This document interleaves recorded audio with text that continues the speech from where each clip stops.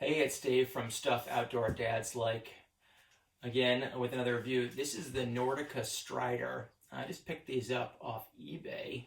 So this boot, I think, is a 2017. They still make them. The color has changed a little bit. I believe it's a red top with an orange bottom. This is a side country boot. So it works, I think, decently well for alpine, just straight alpine use. And also would allow for some light side country work or randonnée, or if you're doing some uphill work. It's not the lightest boot on the market, but I think it helps combine some of the benefits of having an uphill capable boot without a lot of downside in terms of downhill performance.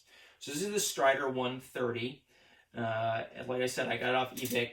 It's a couple of years old, but was brand new. So I paid $250. I think I did a nice negotiation. They were, I think, being sold for $300, but no one had bid on them, which is the good thing about eBay.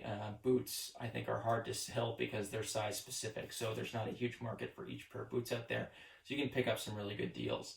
The thing that I like about these, I came from a Nordica Patron Pro, which is their free ride version of their Doberman race boot, which is basically a plug boot with a little bit of cushioning in it.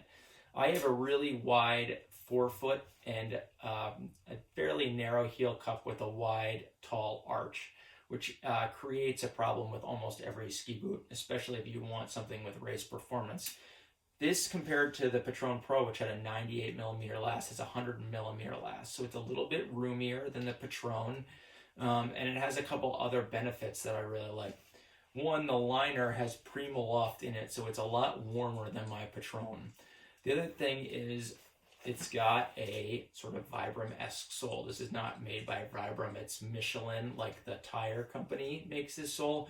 Super grippy. It's got the Dynafit pins up here to allow for that sort of style of boot, like my Marker Kingpin would work for that. But this also helps prevent a lot of cold air, cold temperature transmission through your binding, which I think happens with a lot of just solid plastic plug boots. This, if you look at sort of the way these buckles are, they have this sort of narrow style, like wire setup, which I think is to reduce weight. It works fine. I haven't noticed a problem with it at all. The one thing I think compared to the Patron, obviously they're trying to allow for more uphill performance, which tends to make the boot a little softer. But I found that just by going over another buckle or two, I'm able to compensate for that, and I get plenty of performance. So it's got a big strap up here, which is really nice, really big hooks there. And then to switch into uphill mode, all you're doing is flipping this lever here that gives you the additional range of motion. I haven't used them for climbing yet. I've really just used them around the resort.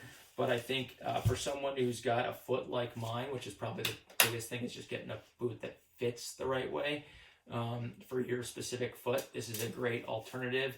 And now that they've been on the market for a while, you can get a decent deal on them. So again, this is the Strider 130 from Nordica.